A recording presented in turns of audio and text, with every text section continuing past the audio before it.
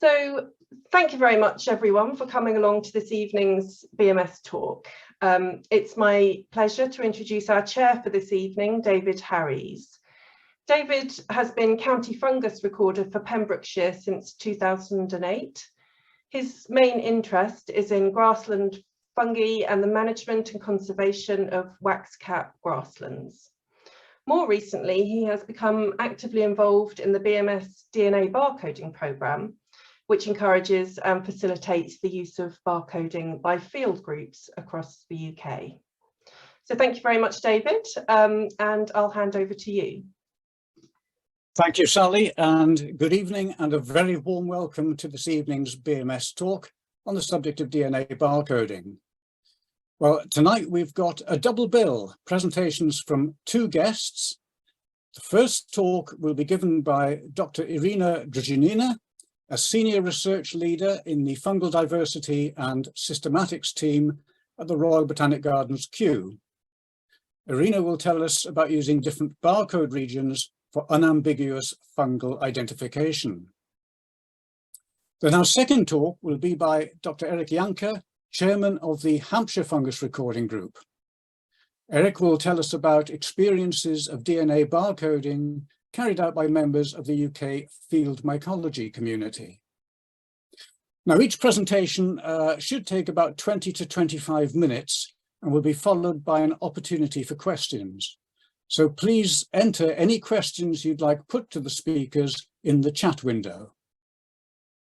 So I think without any further ado, I'll hand over to our first speaker, Irina.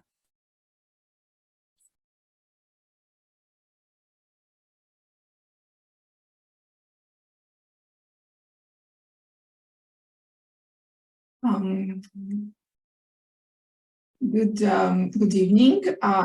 Does it work well? Do you see my screen shared?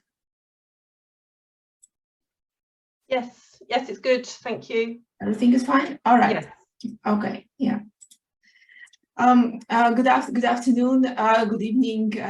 That is a great pleasure and a great honor for me to present to the British Mycological Society. It's a very special event for me. Not only because I'm presenting, but also it's the first meeting that I attend. So it's very emotional and very important for me.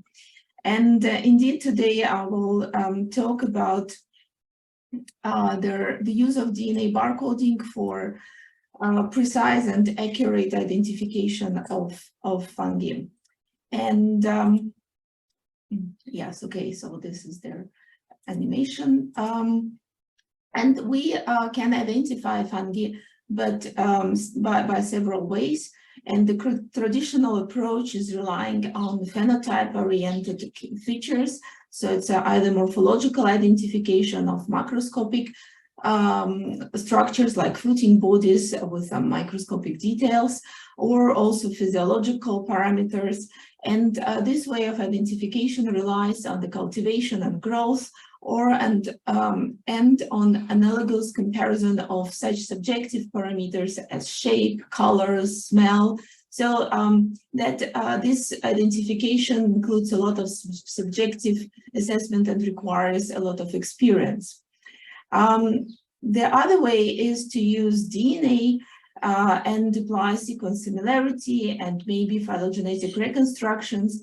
And we believe that this method is accurate because that relies on the last level of precision, but it requires equipment, resources, laboratory access. And in this presentation, I want to focus on DNA barcoding.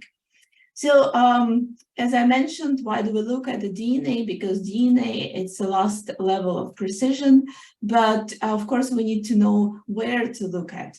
So the DNA is a long molecule and it has a lot of information, and we need to search for diagnostic markers. For this, of course, it's very important to mention the work of Carl Richard Worth from Syracuse in the United States, who introduced the idea of universal code for ribosomal RNA fragments, because ribosomes are universal organelles. They're present in all living cells, and the genes coding ribosomal RNA are also universal, so that he introduced the first idea of molecular phylogeny, and also opened the door for DNA barcoding and for molecular identification. So this famous tree from words that was published in PNAS in around 1990s. So, and some only a few years later, in early 2000, the idea of the using of DNA for identification, for taxonomy of organisms was proposed by Canadian scientist Paul Herbert, who is now known as the father of DNA barcoding. So these two names are important. So what is DNA barcoding? DNA barcoding is the method for identification. So it's not really a technique to recognize new species. That is the method to identify already known species. But of course, we need to select the fragment that is suitable for this. And here I show you the two examples of DNA barcoding markers. You can see that each color, one color, there are 4 colors here, corresponds to one nucleotide in DNA molecule. So like T is blue, G is yellow, C is green, and A is red. And one line as one organism. So that when we take a certain DNA fragment and compare it for different organisms, we may have either absolutely conserved alignment like you have here, and then we get no information. And this marker, this fragment, is not suitable for DNA barcoding. It's a bad barcode marker. Or below, you see something variable where we see unique patterns, unique stretches of nucleotides for each line, for each organism, and then of course we can use it for the identification. So DNA barcoding is the use of barcode marker, which is a fragment, a locus of either coding or non-coding DNA, which is used for the identification. That's important that a good marker should have predictable variation within a given species, and should have a significant variability between species, and it should be linked to a database of reference sequences, and of course it should be also available for the organisms you want to identify. So there are plenty of international DNA barcoding initiatives, the Canadian resource, eyeball, BOLD systems, and several others. For fungi, DNA barcoding was introduced very early. I was very fortunate to participate in the very early discussions here. We started in 2004, and here you see the international workshop on barcode of fungi in Washington in 2007. That's me here expecting my child. And you can see that here is Keith Seifert, Pedro Cruz, and Rossmann, here David Hibbett, Konrad Schoch, and plenty of molecular taxonomists of fungi gathered and discussed the usability of DNA barcoding as a method for identification of fungi. And at that time, we all agreed that the use of gene cluster that is encoding ribosomal RNA in accordance with words would be a very diagnostic and very reasonable thing. So I believe that you know what is this ribosomal RNA gene cluster. That is the tandem of genes encoding for ribosomal RNA, and the tandem of genes is multiple copies. It's present in the genome several times, so it's usually easy to sequence and amplify and sequence, and that is transcribed to it's transcribed as the whole fragment for pre-RNA or premature RNA, and then some internal spacers are spliced out. So we see here a very convenient combination of highly conserved regions that encode for ribosomal RNAs. So these are 3 subunits, and between them we have diagnostic fragments that are variable, and they may be kind of compared to introns in the coding genes. So after discussions, there was an agreement to use this fragment internal transcript spacer from the ribosomal RNA gene cluster as the universal fungal DNA barcoding marker for fungi, and this remains as a primary DNA barcode marker even now.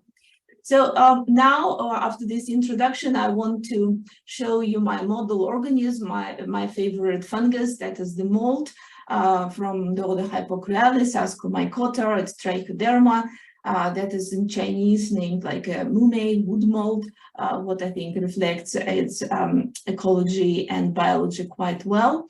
And Trichoderma is a rising model in fungal biology because that is used for cellulitic, for the production of cellulitic enzymes for biofuel and industry, and also is used as the biofactor for commercial biofertilizers and biofungicides, so that this fungus has quite considerable budget behind.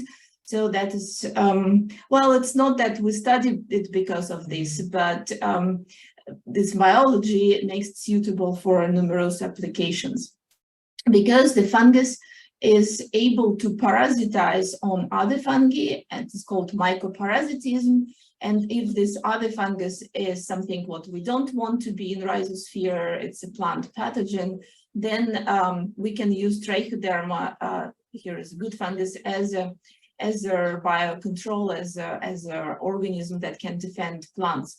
And it can also colonize rhizosphere, but it's not able to become pathogen, but it stimulates the plant and then works as a biofertilizer, and has several other satellite activities, as can attack nematodes and some others. So that is basically a good fungus. Of course, there are some other properties, and that fungus is in focus of many research groups, not only by us.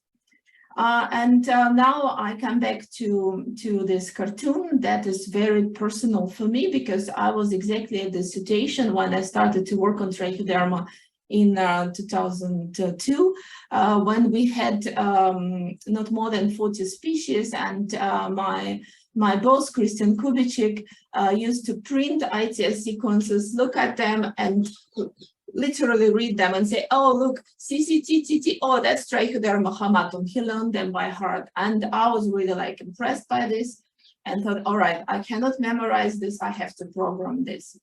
And what we did, we developed the first DNA barcoding in a strict sense. So we used a database of ITS sequences, we transformed them literally in something similar to the barcode. We developed a combination of the genus-specific hallmarks that should be found in particular locations in their ITS sequence. Then we developed the combination of species-specific oligonucleotides that also should be located in some diagnostic regions, 1, 2, and 3.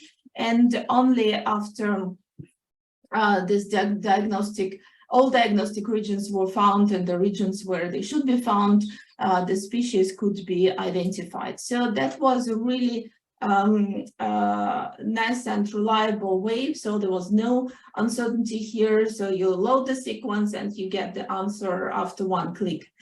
That was then, we reported this in 2006 in Cairns in Australia on the Mycological Congress. And you can see here that this work, the third one, and the oligonucleotide barcode for species identification, Trichoderma, is one of my up to now most cited publications, and it's cited almost as good as the first comparative genomic study for Trichoderma. But unfortunately, or fortunately, it's hard to say, Trichoderma taxonomy accelerated rapidly. Here you can see the growth of the number of species, so that we started from maybe in early 90s with only 20-something species described by other scientists than John Bissett. But now we have more than 400 species. Here you see the tree of all the Trichoderma species. And acceleration of Trichoderma taxonomy resulted in a very rapid turn of ITS sequence into that barcode marker, when we already don't have this possibility to use a strict sense DNA barcoding with no uncertainty, with immediate and unambiguous identification. So Then, as many other cases, we and many other scientists had to shift to the DNA barcoding that is based on the similarity, or what we used to call BLAST, Basic Local Alignment Search Tool, the abbreviation of this method. So here we need to have a reference database of barcode marker sequences, and then we have our query sequence. We submit it to the database and either see their identity, or we have a certain degree of similarity. We can have it highly similar to something deposited in a reference database, or similar or not at all similar. And it can be that your query sequence is something common and it's similar to many records, or if your query sequence is here, then it's very different, and you then have to decide on the taxonomic weight of this similarity. So their DNA barcoding based on the sequence similarity search by definition depends on the parametric evaluation of the similarity scores and on the completeness and of the database and on the reliability of their sequences deposited in these databases. So DNA barcoding using similarity search usually gives their very similar, very classical view, like you can see here, when you submit the sequence and you get all the scores conserved, like you have 100% cover of your sequence, everything what you submitted produced a result, and you have high identity or identity 100% similarity, but you have a number of species here listed as species with the same sequence of this barcode. So that comes to the fact that DNA barcoding is a technology that requires skills and training. So even though we initially hoped that identification by DNA barcoding will ease our task compared to the subjective assessment of smell, similarity, color, and subjective parameters, here we actually arrived to the situation that DNA barcoding is not easy. And in case of our fungus and Trichoderma, even experts fail to identify species of this very common mold. So what you can see here, these are the results of two exercises that we asked Trichoderma community to perform. So this here we sent the set of two DNA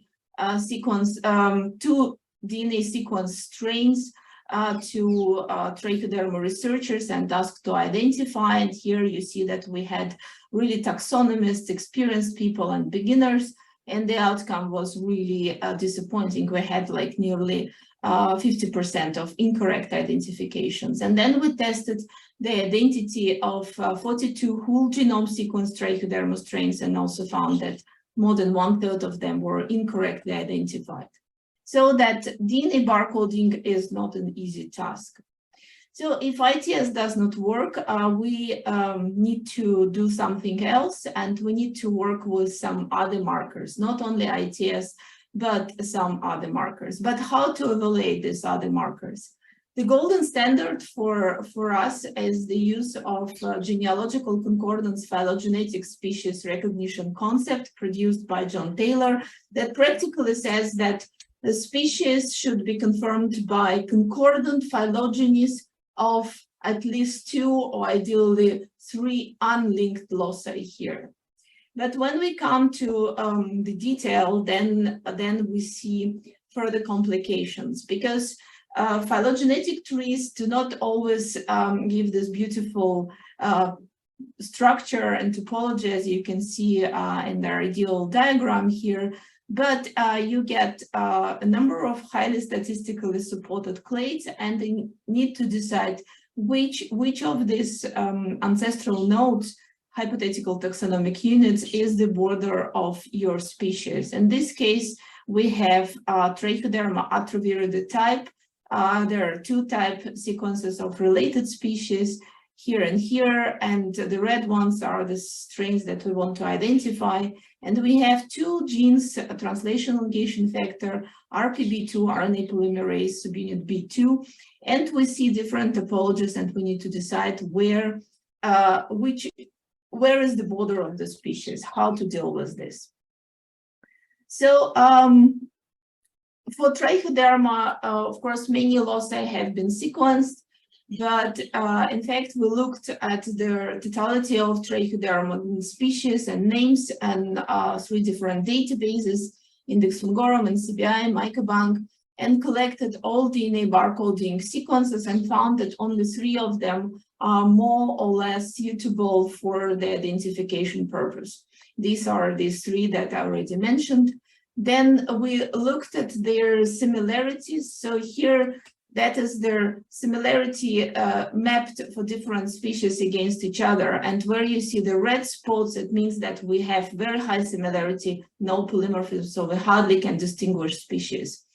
And you can see that ITS has these clusters of similar species. RPB is really invariable, but TEF is variable, translation elongation factor. But even here, we have some clusters that are hard to resolve. So in this work, we then decided to take the already existing species, there were at that time nearly 400 of them, and see which similarities of the most common barcodes could be, what is the threshold of similarity, what is the existing situation. And for this, we took several model pairs of a well-established species, and we arrived to the need to calculate the similarity for each pairwise comparison, and we found that the species can be identified if it's more than 99%, less than 99% similar for RPB, and 97% for TEF, and ITS is suitable for the identification on the level of the genus. So when we calculate their similarities between the sequences and add this information to the tree and use this threshold that is specific for each locus, we can then decide where is the border of the current species and decide that this strain LY357 represents something new, but the other strains can be safely attributed to Trichoderma atroviride. In reality, there's identification, phylograms look quite complicated, and here you can see that we need to have 2 trees side by side, calculate similarity, have all type sequences and all described species on this phylogram. So that is quite a laborious approach and work. So I'm concluding with the DNA barcoding protocol that we could develop for Trichoderma using 3 loci. So importantly, they have to really specify the borders of each diagnostic region. These are 3 barcodes. Then we need to analyze 3 loci and calculate the similarity. If similarity is not conclusive, we need to run phylogeny, again calculate similarities, and then very importantly we arrive to molecular identification, but this should be validated by biological verification, by analysis of phenotypic parameters, and then we can only arrive to the species identification. Why this step was important? Because in fact the situation is even more alarming, because for nearly 400 valid names of this Trichoderma species, right now we have a good number of sequence species, but unfortunately only 270 something have 3 loci, but their variability within this loci allows us to identify only a little bit more than 200 species. So the situation is not very optimistic with the use of 3 DNA barcoding markers. Nearly 50% of Trichoderma species can be identified accurately, but not precisely. So it means that we have to stay on the level of the clade if we want to achieve the accurate identification. if we claim the species for all sequences we get, then we, by definition, don't come to the precise identification. And this is explained by the work of the taxonomists here. And this diagram, what we did, we mapped the geolocations of the type strains for all 400 Trichoderma species that were described mainly after the introduction of DNA barcoding.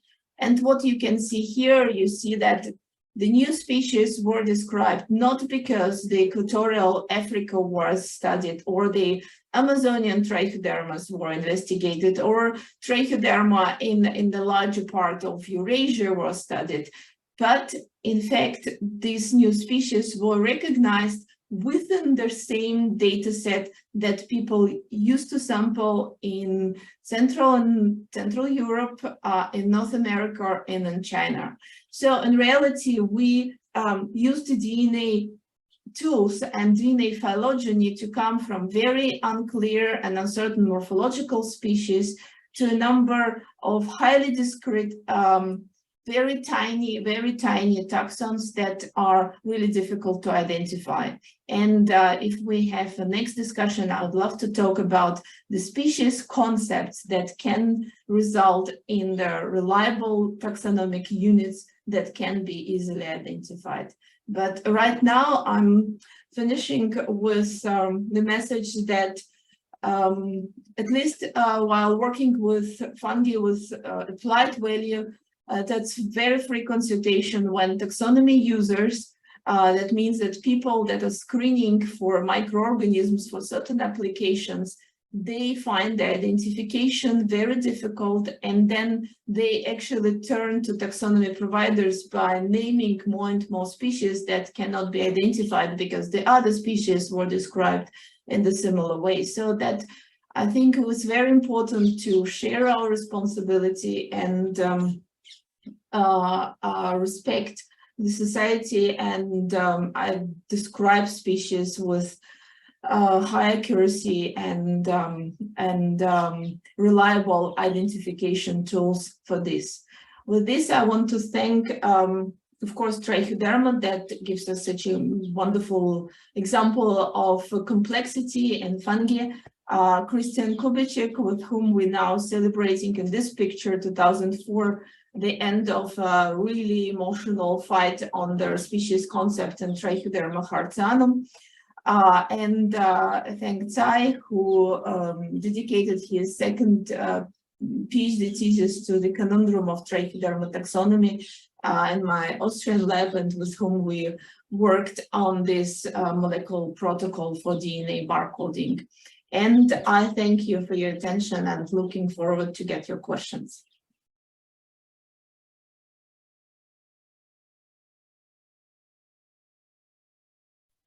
Well, thank you very much, Irina. I think if we can close the slide share for the moment, that's great. Right, thank you very much. So we've got some questions, and first two, I think, cover some of the same ground. It relates to wrong identification. And we've got a question: is the wrong identification due to wrong assignment of physical vouchers to species level? And the other question is, how do you know that species are wrongly identified? It seems that no one knows what correctly identified is. Well, these are very good questions. They all identify or reveal the same problem, that is the approach to the species recognition. So that both things, we have examples of both problems, and species can be named and described even without molecular data used.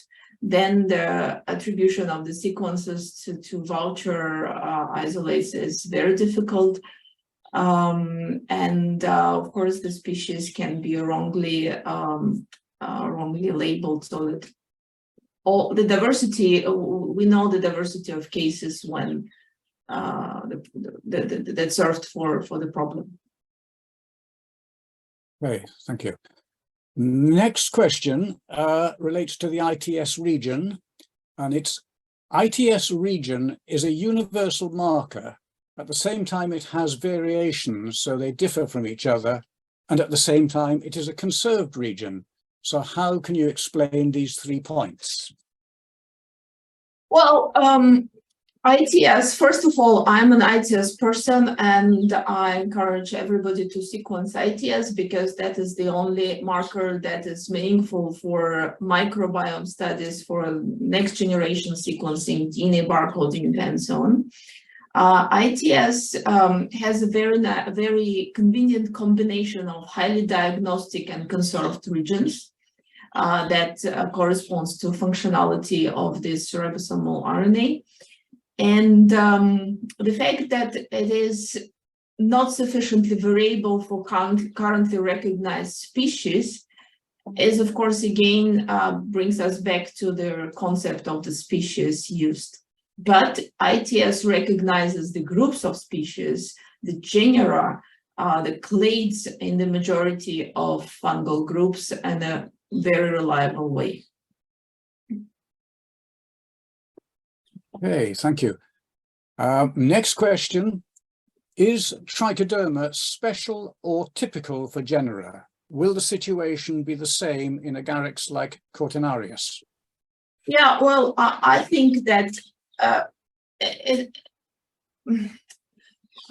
I'm afraid that yes, because I think that because molds have more link to applications and to microbiology, maybe the study of this fungi was just sped up by the use and applications, and we probably can serve as an example of what may happen in other fungi if the same trend will continue.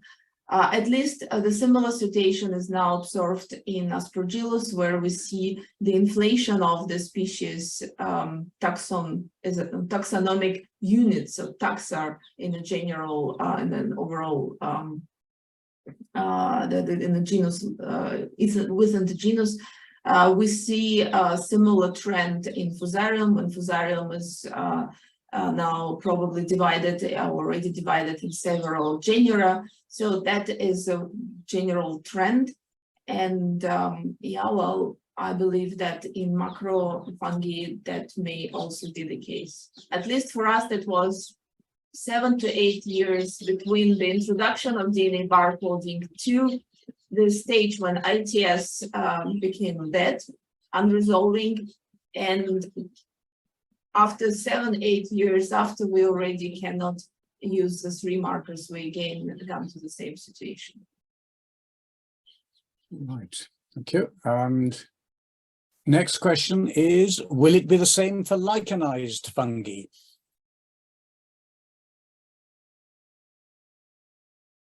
Why not? Fair enough.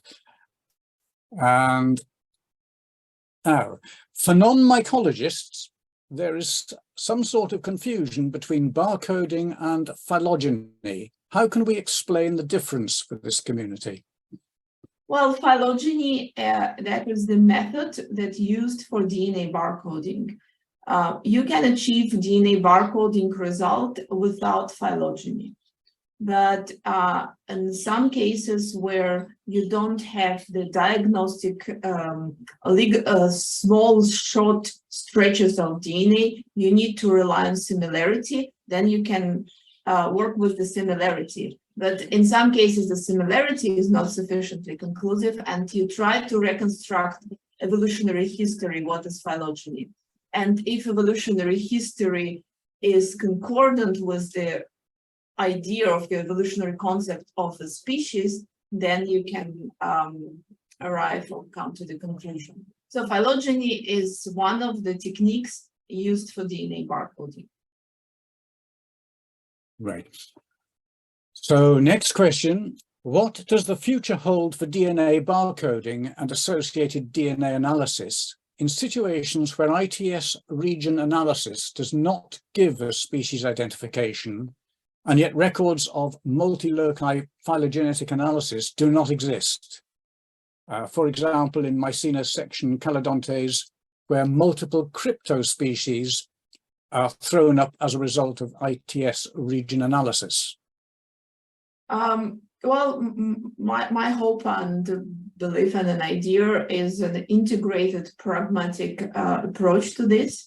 I believe that if we look at the totality of phenotypic characters or physiology, ecology of the organisms, we can arrive to probably more precise identification than just looking at their ITS or any other fragment. Here I should alarm that the use of the genomes may actually result to even more complicated situation, because genomes are highly variable, and two Trichoderma species are as different than human and fish, and that's really a huge difference. So that instead of looking at the genomes right now, we will be ready for this with techniques, algorithms later on. Right now, I think we need to look at the totality of phenotypes, physiologists, ecologists. Many species, also within Trichoderma, stop being cryptic if we look at the way how spores are dispersed, for example, so that morphology remains constant. But if we approach it from the way how the fungus reproduces and disperses spores, they are no longer cryptic. So that we need to use DNA barcoding as a skeleton, as a backbone, but respect the biology of the organism, and come back to microscopes as well, because many of us only worked in the species sequence level and could survive without microscopes. That's not gonna. Thank you. Message from somebody who joined late, just wondering if there'll be access to the recording afterwards. Yes, they will. There will be a link posted on the BMS site, so anyone joining late can catch up. Now back to DNA, and given these challenges, is full genome sequencing the only way to go? Or will that just make it more complex for determining species boundaries? But I think you just covered that. Yes, it's very risky, because now we're at the stage that every strain will have unique genes, not like SNPs, not like mutations, but unique genes. Two Trichoderma clonal, there are two strains of Trichoderma, two isolates that come from Brazil and the UK, but indistinguishable in all our barcoding markers. When we sequence their genomes, we find hundreds unique genes. So of course, if we use it as their taxonomic argument, then we will describe them as two different species. But do we need this? So the definition of the species, the approach to the species, the concept of the species is something what we need to work on before we start to perform taxonomic acts or act as taxonomists. Right. Now, the identification of fungi is dynamic and progressive. Can we reach a stage of a complete identification system in the future where we can almost accurately identify them at species level? How long will it take, and what technological breakthroughs are needed if possible? Oh, well, if you allow me, I quickly share my last slide where I actually plotted the labor required for the identification of a species based on Trichoderma, but I believe it's true for many other fungal groups. When we use the morphology, microscopy, drawings, cultivation, that was kind of relatively adequate. Then after some complication, when the DNA barcoding was introduced and not many labs had access to PCR machines, there was a little complication, and after that we then started to identify species very easily, and that resulted in the description or recognition of many new species. And now we see that we are in the situation where it's challenging even for experts. So of course we must find the kind of pragmatic, adequate way to recognize species such that taxonomy helps us to understand biology of organisms. So we need to find the balance between this DNA, morphology, phenotype, lifestyles, biogeography ways, and move on. How long will it take? These technologies develop really fast. We need to emphasize their potential in mycology. We need to attract bioinformaticians, i.e. experts, and I think it depends, the speed depends on how successful we are in training young generations and teaching and advertising mycology as a very exciting discipline. Long. Thank you. Thank you very much. If we could cancel the screen sharing again. Yeah. Great, thank you. Right, and let's see, next question. The system requires great skill. Am I out of my depth, but in the future, might AI automate it? Yeah, I believe so. I hope that AI will solve some of the problems, at least the search for the diagnostic hallmarks and our unambiguous identification for some groups can be achieved in near future. So AI experts are welcome to fungal taxonomy. We have materials, we have job to do. Well, that's great. I've really enjoyed the talk. I think you've covered an awful lot. You've taken us through from the early days to right up to AI. I think at this stage, if we can draw your talk to a close, and we'll get ready for Eric's presentation, and then we'll come back at the end. Thank you very much. Thank you. Thank you. There we are, Eric. I think it's over to you. Right. So let's come on, wake up. I'll try and share the screen. Share. Let's, oops, all right. Where are we? Start the slideshow. Well, I can find a cursor pointing in the right direction. Start from the first slide, right.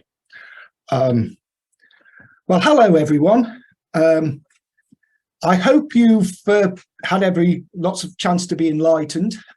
My talk is now I can see why I was confused, and hopefully now you will see why you are confused too. The confusion is evident from Irina's talk that we really know very little.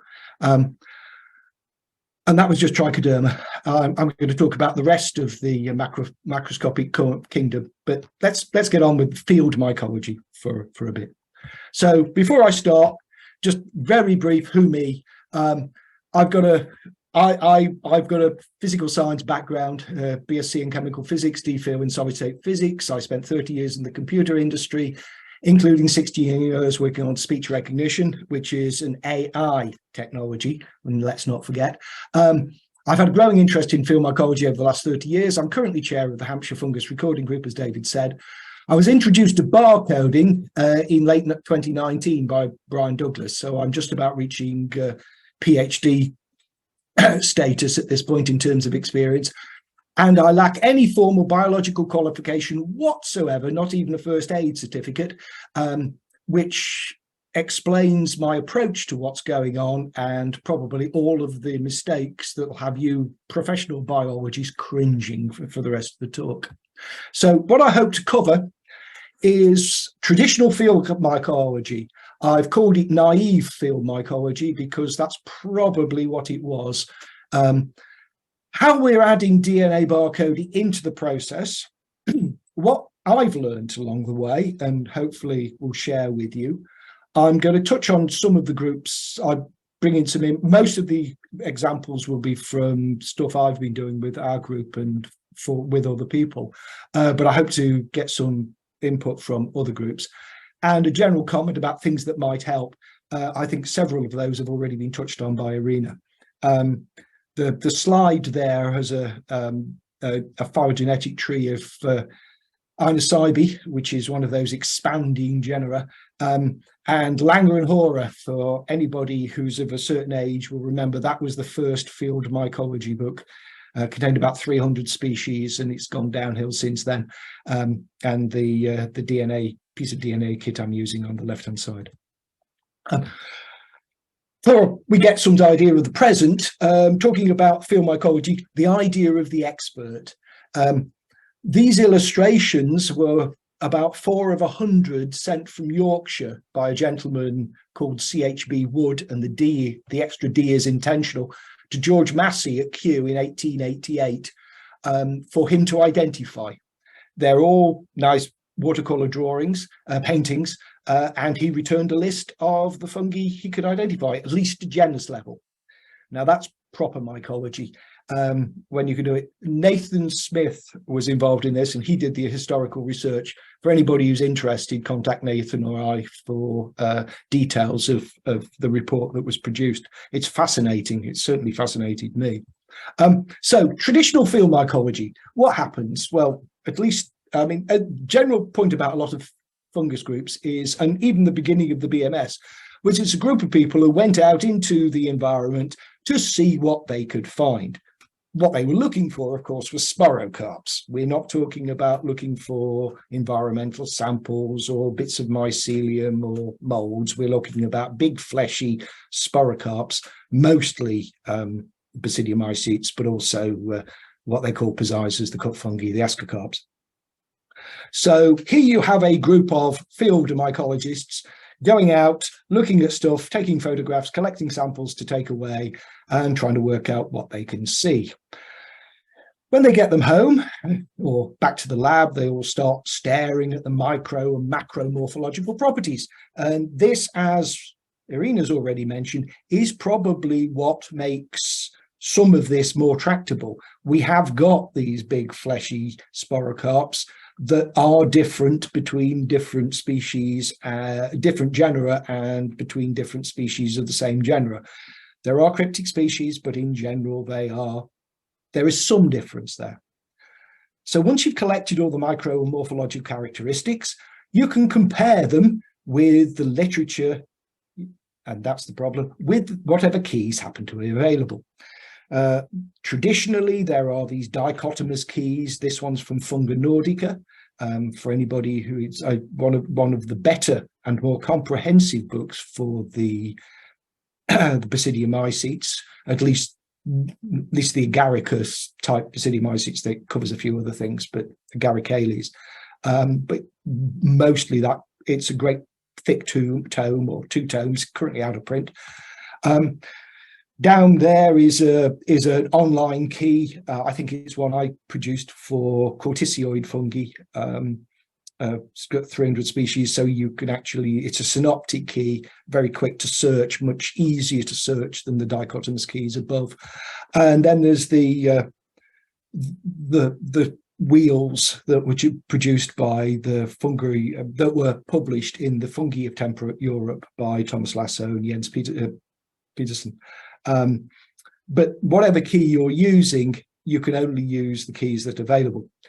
If you're doing a really good job and you're feeling lucky, and most sporocarps are identifiable to species by their micromorphological characteristics, or at least we thought they were.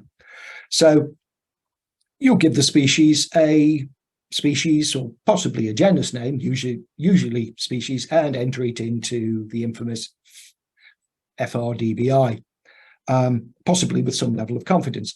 Or you don't reach a conclusion, you dry it and save it for later, which is a very good idea, or it gets quietly binned. If you notice one of the previous photographs, there was that nice bin there for throwing away specimens that nobody really wanted to look at. But this is where DNA barcoding starts to come in. You can you could try to use it to confirm notable collections, ones that are rare or new to the country, new to the region, anything that's particularly notable. More interestingly, it's the identification or the attempted identification of odd collections. Many species groups are poorly understood and or have inadequate literature. Keys are only available if they're there. Not all field mycologists scour the research literature looking at the latest series of publications on a particular genus they're not really interested in. And even if they are interested in the genus, they may not be up to date on what's going on. Many species are only recently described or have yet to be described. A general observation that only a few % of the expected species in the world have been described. A lot of those missing species will be ones that we're unlikely to fall over in the Western world, but we still do, and we do. And I'm going to talk about some of those in a little bit. We can contribute to the sequence databases, and that's really one of the things that's missing. Databases, unlike Trichoderma, where it sounds from Irina that all set 400 species or whatever it is have type sequences, ITS type sequences, that is nothing like the case for the fungi in general. Very, very few of the described 100,000 species or whatever have got type collections, type sequences, ITS type sequences tied to them, which is a shame because it would really help show how little we know. If you've got them, they're really useful. Many of the type sequences are ones that are for recently described species where you really do need to produce a sequence, but there are lots of species that don't have the type sequenced. And it's been estimated that something like 20 to 30% of the sequences in GenBank, which is currently the overriding library for the storage and searching for these sequences, are mislabeled. It's one of those places where everybody puts things in GenBank, and the new stuff goes in GenBank that's got type sequences, and the old stuff goes in GenBank, and the stuff that people have labeled from herbaria, which is from material that was not correctly identified in the original case, goes in GenBank. It's got 1.6 billion individual sequences. By far the most of those is probably COVID now, but there are a lot of fungal sequences in there, and it just doesn't just cover ITS. There are other sequences, other loci in there, and you can do taxonomic studies that have been done by various field mycology. I'll list one or two. A lot of these, earth tongues was done by David. The blue entelomas was done by Kew. Wax caps is an ongoing love for lots of people. Fiber caps is, yes, one of my bête noires. Fiber caps are really being worked on across Europe. And then there's rust of smuts, again, Welsh group with a lot of input from David. So the DNA barcoding protocol that I'm using is fairly straightforward. When you think about everything else, it requires some kit, but remember, I'm not a biologist. I have some laboratory background, but not much. The basic process is you do a bit of mixing of the reagent material, which is magic liquid tack, the thing that actually does all that hard, heavy lifting of the PCR process, which I haven't got. Look it up online. The primers that of the locus you want to look at, obviously in this case for ITS, we're talking about primers that are specific to ITS, but the primers themselves can be anything. And there are various odds and end buffers to bind with PCR inhibitors, for example, is an important and added feature. Extract your DNA from the specimen. Well, stick a bit of a specimen in an appropriate solution and hammer it using a mini pestle and mortar. I'm using lysis, which Brian Douglas, who showed me this, called salty soap. or alkaline PEG, polyethylene glycol, which helps break up the cells. The idea is that you want the cell walls ruptured so that the DNA is available to be PCR'd, to be put into the reaction vessel and PCR'd. You transfer a small amount of the DNA. I mean, I said the extract, but really what you want in there is the extracted DNA or the released DNA from the cells into the reaction tubes, which is containing the PCR reagent. There are 3 ways of doing that. I think that various people across the field community are doing the CTAB, which is more complicated, more involved, a little more risky, but I think that's what David is currently using. Dipstick method, which is magic, as far as I can see. It involves using a piece of filter paper to adsorb a small amount of the DNA and then desorb that DNA into the reaction mixture. It's amazing it works, but it does. It's very, very efficient. Or you can just pipette a bit of the PEG solution. The PEG idea is really we're testing it, and when it works very well. It's very easy. Then you need a thermal cycler to cycle the tubes, typically 35 times. So you get 2 to the 35, which is several tens of billion multiplication. And that's the PCR reaction itself, the polymer chain reaction itself.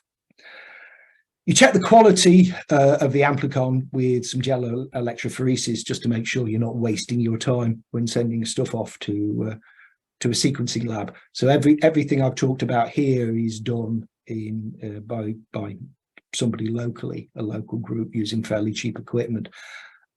Sequencing, the Sanger sequencing that we're currently using, needs to be done in a real laboratory. Dilute these amplicons and send to a sequencing laboratory. We're currently using Aberystwyth University. We were using Sheffield up to lockdown. We set up some contract with LAF, or Brian did. Now we're using Aberystwyth University, who are very helpful and very good. And I worked it out. I keep trying to make it longer. I think that takes about, when you're doing batches, about 15 minutes per sample, which is, if you think about how much time you've actually spent as a field mycologist collecting and doing the microscopy and the morphology and looking at the keys of that sample, is not a long time. It's a good deal shorter than the time you actually spent getting the sample to this stage, unless you want to try and use this as a system for doing surveys without actually doing the field work, which I think is not a good idea at the moment. And then you need to analyze any resulting sequences that you get back. And that's where the fun starts. And that easily consumes the 15 minutes, multiples of, or made. Practicalities, well, the basic equipment that we're using for the barcoding regions is a thermocycler and electrophoresis unit. I think most UK groups are using the Bento Lab box at the moment, but there are others and people build their own. And those boxes cost about as much as a decent microscope. Reagents are now mostly commercially available. The primers are cheap. They're not the expensive part, but they can be a bit of a pain to obtain unless you've got a company delivery address. Ancillary hardware you buy on the interweb, and ditto for the consumables such as pipette tips. They're not difficult to obtain. It's easy for me to say I got a lot of help from Brian, but I know that other groups have set up, particularly the Surrey group, which I'll mention later. The sequence analysis, when the sequence comes back from Aberystwyth, the software used to analyze it, you can use whatever software you like. There's many freeware or commercial applications that will do all sorts of analysis and will carry out blast searches from within the analysis software. I'm currently using Finch TV, AliView, FastTree, RemXOL, GUI, FigTree, and SnapGene Viewer. But many other, some people do stuff online. I've downloaded stuff to my my laptop, which is running Linux. So just to make life fun, Windows works fine. The quality of sequence that you get back can be very variable for various reasons, and it definitely needs to be considered and looked at and analysed before you put too much weight on any matches or phylogeny you produce. Publishing sequences on GenBank is very easy, too easy if you like. I mean, you basically need to supply a particular format file containing strings of A's, C's, G's and T's, as Irina mentioned earlier, a tab delimited, tab separated file with some basic information, very little information, because that's one of the issues about GenBank, is there is no room for very much metadata to be supplied with a sample. And you need to quote a tag unto which you name it, or a nominal publication of where you're going to put this stuff. But many sequences you'll see on GenBank are unpublished or direct sequences, so you've no idea where these people got these samples from, really. I mean, it says which country they came from and who did it. Sometimes it's tied to a publication, which is very useful. In practice, what does it look like? Well, on the left, again, you've got that same photo. That's the Bento Lab box, and it's a photo of my hands loading the 200 microliter reaction tubes into the thermocycler. And in the foreground is the electrophoresis unit, which will be used later on for analysing the amplicons. On the right-hand side, you've got the raw analysis of the amplicon itself. The bright lines are what you'd expect. The funny woozy thing in the middle is a reference ladder, as it's known, so you can see how big the amplicons actually are. The idea is to really look for nice, clean looking, strong single bands, like most of the ones on the left of the slides, and not like the ones on the right. And below there's just basically a numbering scheme. Basically, one of the tricks here, as people are learning, is when you're processing hundreds of these things, how do you keep track of all of these samples? And that's a case of, well, whatever suits you, but it's not something to teach. The DNA bar analysis software that I'm using, so Finch TV is just a way of viewing the chromatogram. That's what comes out of the Sanger sequencer. The various peaks are of different colors and are the different bases. There's the AliView. I use AliView to align and compare sequences. You notice that you can say what's different and what's the same. It's quite a powerful piece of software, considering it is I think it's quite old now. It's freeware, runs okay, and then you can try and build something that you can call a phylogenetic tree, though whether that's actually a good name for it. Using FastTree or the RAMXO or GUI, and FigTree is what I'm currently using to display the and annotate the phylogenetic trees that get produced.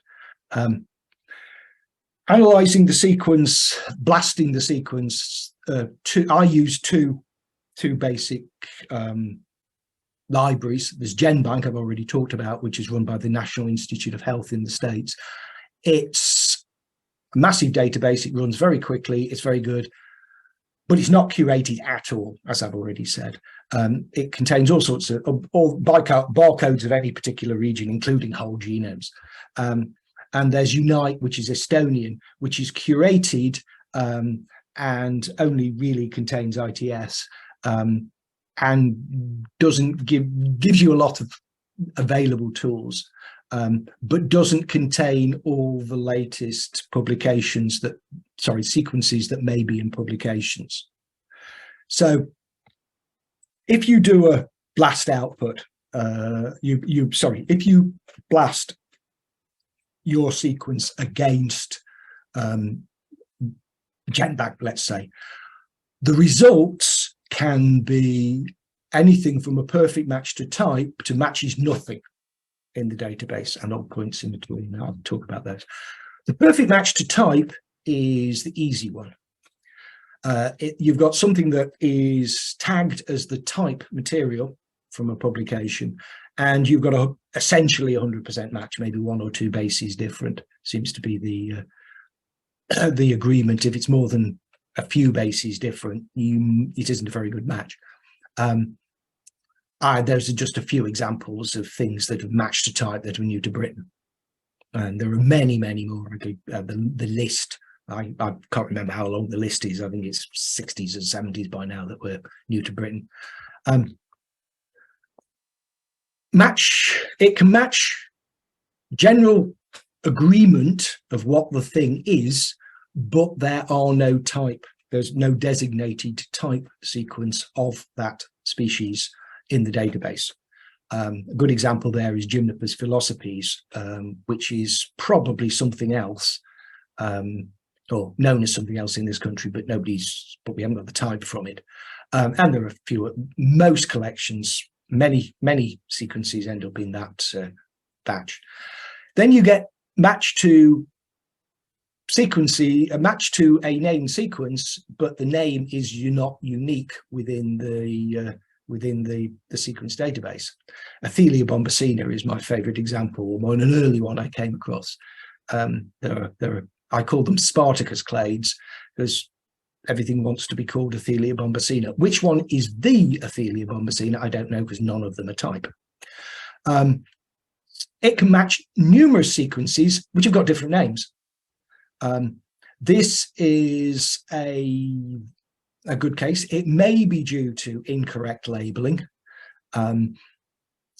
which is most of the cases I've seen. It's just that the literature is so poor that you couldn't actually tell what the thing was when you put it in, so you called it whatever you thought it was. But other people disagreed that their sample looked slightly different. I've got an example of that. Or, and this is where Irina's talking about, there is no resolution of this particular genus or this particular subgenus in the ITS region. So they really are things that are different, but need to be examined from another locus. Or it may be dissimilar to anything else in any of the databases. This may be because you're looking at something that's just unpopular. As I said, very few of the, I don't think I said very few things have got type sequences, very few of the, or not a large number of the named species have been sequenced. Or not so if you know what it is and you've got a sequence that somebody else doesn't think is something different, you probably, or there's a reasonable chance that you can then add to the knowledge base by saying, here's the sequence of this particular fungus that nobody else has actually bothered to publish yet or got round to publishing. Or it may be undescribed. It really is something that nobody has described before or sequenced.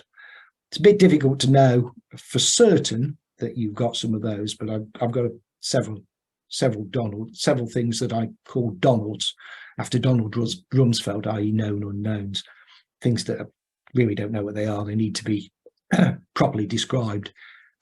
Very often you find one sample and then you wait years to try and find some more. So here are some examples. This I think is the first one that we did that was sat in the first category. It was something that one of our people, Sue Rogerson, found inside a log, brought along to one of the early sessions, and it is a perfect match to a newly described species, Leucocoprinus griseoflacosus.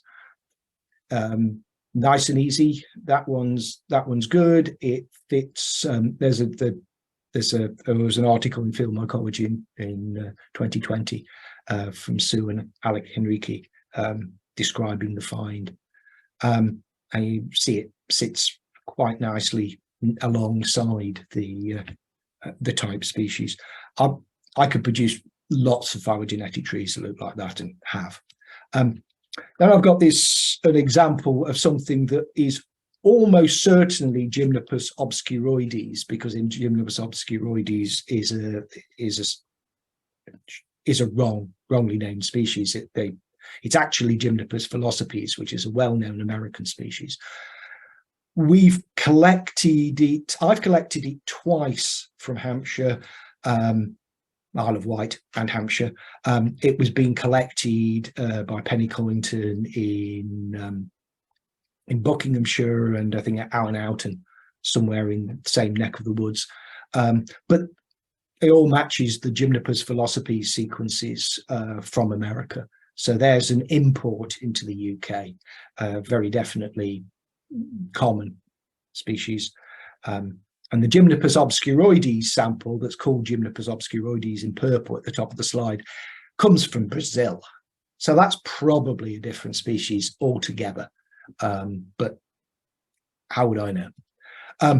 Here's an example of it's a Lyophilum I found in Porton Down, not somewhere you go very often, Porton Down, and it's a nice sequence. It matches 4 very definitely clearly named species sequences in GenBank, all of which have a different name. And given how many characteristics there are morphologically and microscopically to identify it, I'm not surprised we all came up with a different answer. The Lyophilum has been studied, the sequences that have been studied by Bellinger and all et al. In 2015, and they didn't try and do any taxonomy. They just stuffed this. The thing I've got is clade 5A11. What species name it should have, or if you're in Unite species hypothesis, it's that number up there. Here's my example about Spartacus clades. The example that I'm talking about is a sample down near the bottom in red. I've found several of those now. We've collected them all over Hampshire. It's close to some things that are labelled Athelia bombacina, but there are other Athelia bombacina clades also labelled in blue, and other Athelia bombacina clades that don't look as if they belong anywhere near it, with lots of named species in between. So it's again down to the taxonomists to define which of the Athelia bombacinas are Athelia bombacina. It's an interesting observation that I don't in general see the lack of resolution in ITS, though I do see it occasionally. So it's not like it doesn't occur in some of the bigger agaric type fungi. Now I've got an example here of something that's been synonymized. I keep finding this thing that I'm calling medium, Astrostroma medium. It's a not desperately interesting looking corticioid, but down a microscope, it's these wonderful astroceti and quite tuberculate spores. It is not the same as the sequences that people have called cervicola, that are labelled cervicola, and those are that's what it's synonymized with. It's certainly in the UK at the moment. They are definitely individual species as far as I can see from the ITS. And then we get into the match of nothing. This is a sample I collected and didn't know what it was from Exby Gardens in 2017. And I dried it and I fished it out in 2019-20 and sequenced it. And surprisingly enough, I got a nice sequence from it. It doesn't match any published Rhodocybie sequence, any published Rhodocybie. It's close to Pallidogrisea, but it isn't. It's close to that and to Grulii. Article on Rhodocybie appeared in Field Mycology in 2022. I really piggybacked it on some named species from Nick Applin and Penny Collington. But it is a Rhodocybie, but it's not in the subgroup that they were referring to. But it's an interesting thing, and I thought it was about time we got it out there. And then there's another one that again we put into Field Mycology. This is a weirdo. This is a real Hydropus. that was found initially, first of all, by a member of the Bucks Fungus Group, and then by me, and then by Mike Harrison, also in Hampshire, but from a completely different site, and then by Mario Tortelli in Kent. So it's all over the place, as far as we can say, last year or the year before, and it's never been seen before or recorded before, as far as we can see. It's not a big thing, but nobody's ever seen anything like it, as far as we can see, and it is close to the type species of Hydropus. So it really is a Hydropus, and everything else that everybody knows as a Hydropus isn't. But that's in the article in Field Ecology. And then there are the Inosibes. Inosibes used to be, it's well studied over the decades, as an excellent key, or the UK species by Alan Houghton and Penny Collington. However, the genus has been worked on by several groups, and this is just a case of sort of what Irina was saying. Many new species are being described from morphological characteristics, not just the DNA. And to date, though this is a bit out of date now, 60 collections of Inosibes from various people: Penny in Buckinghamshire, Charles Aaron on the Isle of Anglesey, Pauline Penner down in Cornwall, Richard Forty up in Oxfordshire, and me. 24 were either new to Britain or undescribed, i.e. there aren't any sequences in the database or any of the literature for any of the publications that I've been talking about there that look even close. And I've got I think another one last week that's added to this list, so there are many more. To quote Jeff Kibbe, you can read it yourself. I probably regret typing that, but I quite like it. And there are a few of them, a few pictures. I'm not going to bother naming the various species that we've got there. The one on the far right is undescribed, as far as I know, but I've only ever found it once, and I only ever found one of them. So I've really gone back and tried to find some more, so there's a chance of describing it, but I haven't yet found any. And another observation is that you might collect something, but it hasn't yet been described. So here's one sample that was collected in 2019 by Richard Forty, handed to Penny Collington, who passed it on to me. I sequenced it, got a sequence that didn't match anything until sequence is described a year later.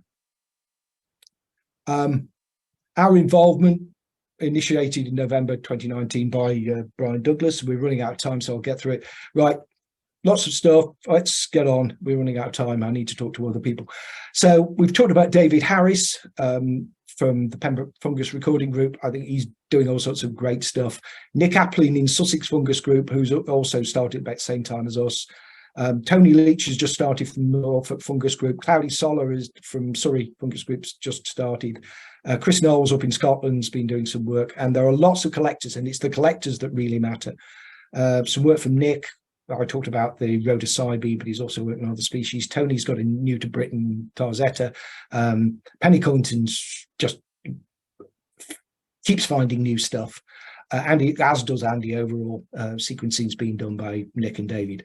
But as one of the papers said, a talented, knowledgeable mycologist might provide more accurate species identification doing it properly than people do through DNA based, and that's almost certainly true, but the combination is what's really required. General comment about things that might help: PCR service for groups and hours training for groups, service ResearchGate is a bit fine, global, well, sequence or type collections, do something about the fact that the DNA supported species concepts don't exist for most things, or define holotypes. And can we have some mechanism for sharing metadata so it's easier to actually define what a species is? And at this point, I shall stop. Oh, sorry, acknowledgements, I shouldn't do that.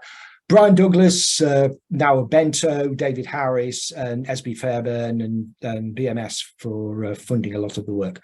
I shall now stop. Thank you very much, Eric. If you'd like to cancel your screen I share. will stop sharing if I can point it at the right place. Sorry about that. Right. That's great. Thank you. Well, that's really good. Let's have a look at questions.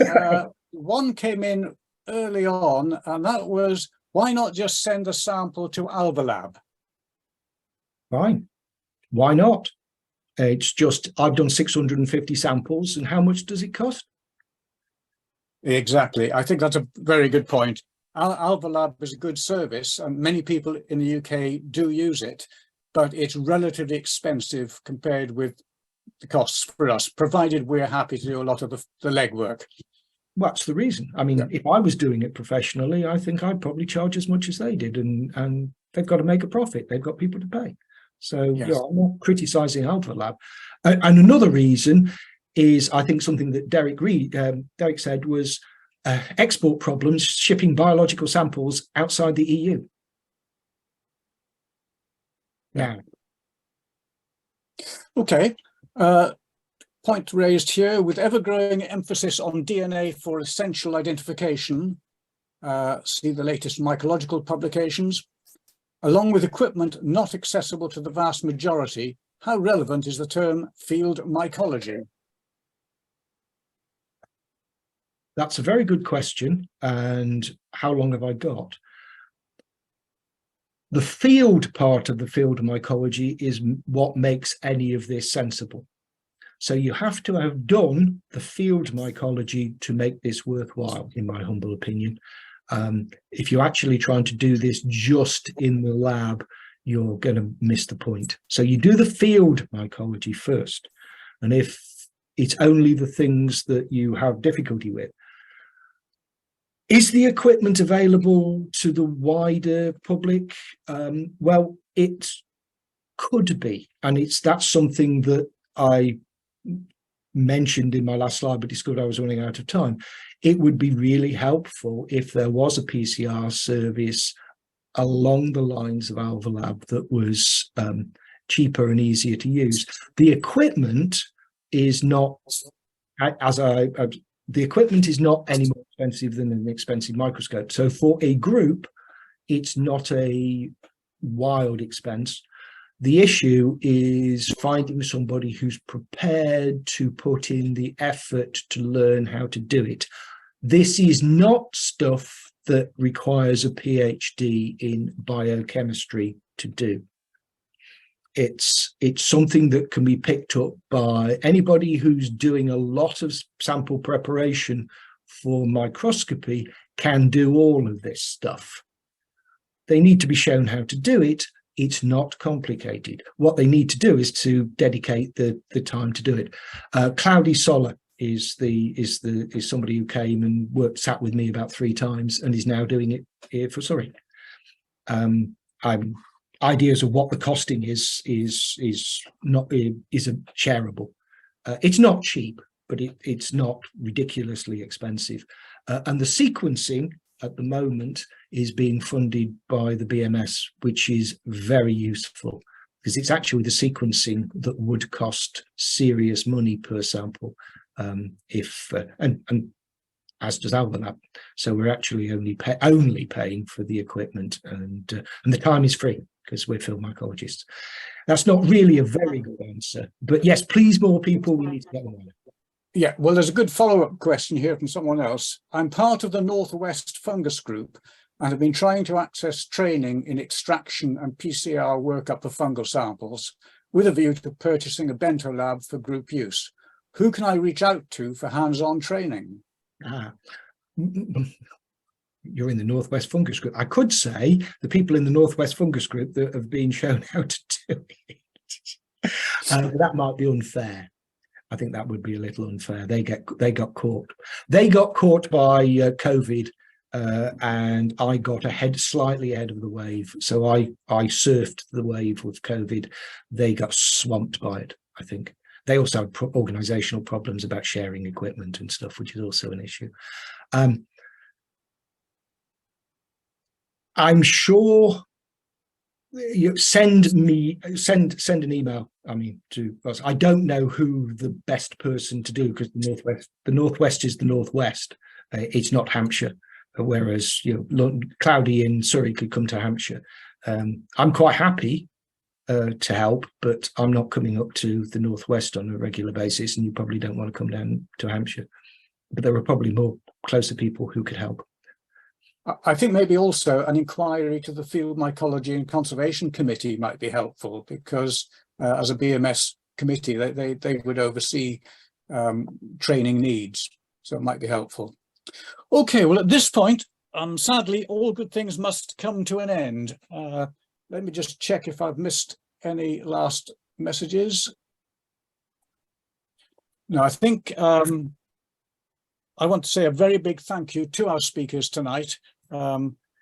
They've provided very interesting and informative presentations. I'm sure we've gained a lot from this, so thank you very much. I'd also like to thank Sally at the BMS office for setting everything up and making sure that everything worked well. Thank you. And of course, a very big thank you to all of you, the audience, for tuning in. Good night.